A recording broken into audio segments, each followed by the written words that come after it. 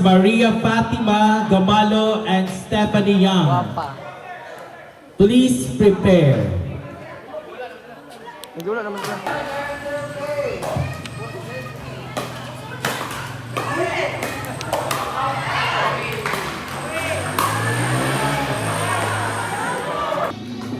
So,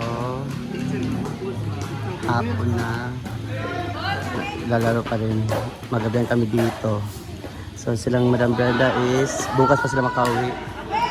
Dahil cancel yung flight nila. Gusto nilang manood pero hindi sila So, tapos na kami maglaro. Next na naman. Hindi namin alam kung pasok ba kami or mamaya pag-desisyon.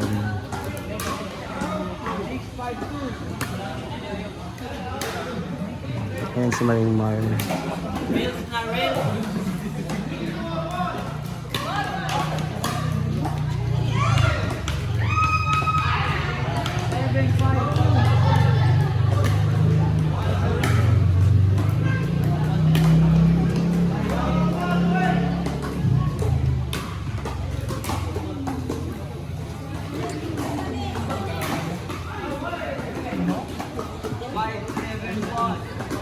Ken, round 2, Ryan Bungalan and Melmar Ladrera.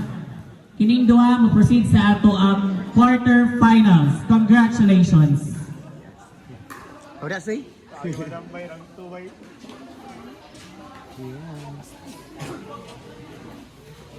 Kinsa ang rangkwan?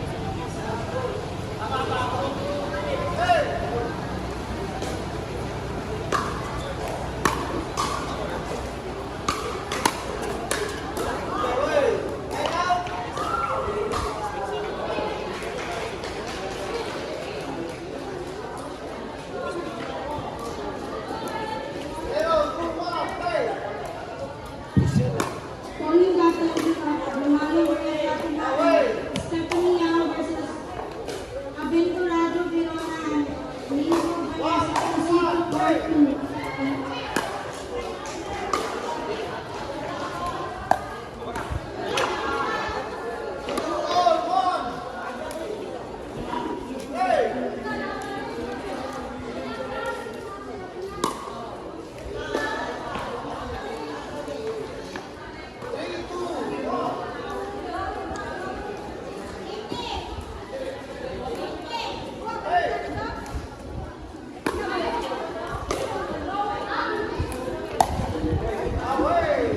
Calling the attention of Jasmine Jean Valde and Samantha Hanales versus Helena Angelica Miki and Zel Temple to proceed to Part 2.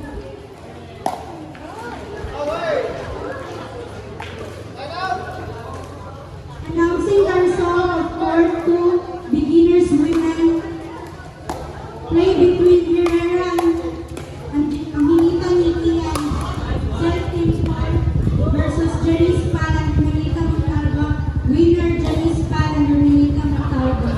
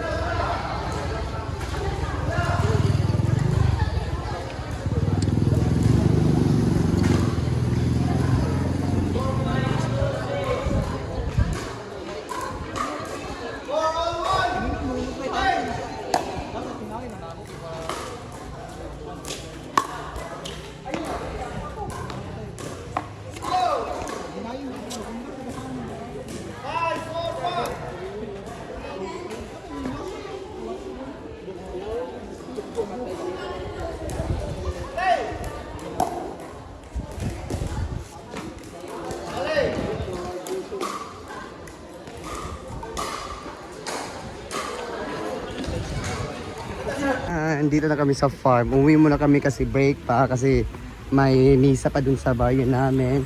And then, mamaya pa mag-resume sa 7 p.m. So, uwi muna kami dito para dito muna kami kakain. May 2 hours pa kasi yung rest. So, ayan. Ano kami. Marami po naliligo ngayon sa ilog. Ayan. Ang daming mga tao.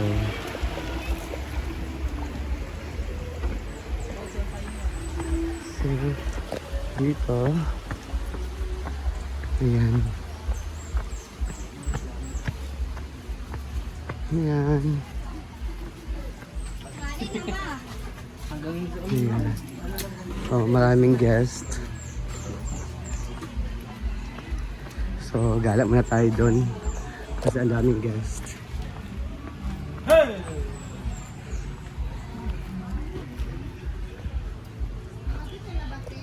So, ayan, daming guest.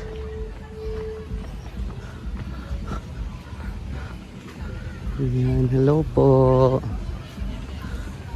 Ang daming guest. Ayan.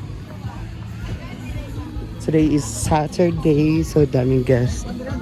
Hi! Ang daming guest. So, may nag-pickleball din dito. Grabe! Grabe! Ayan.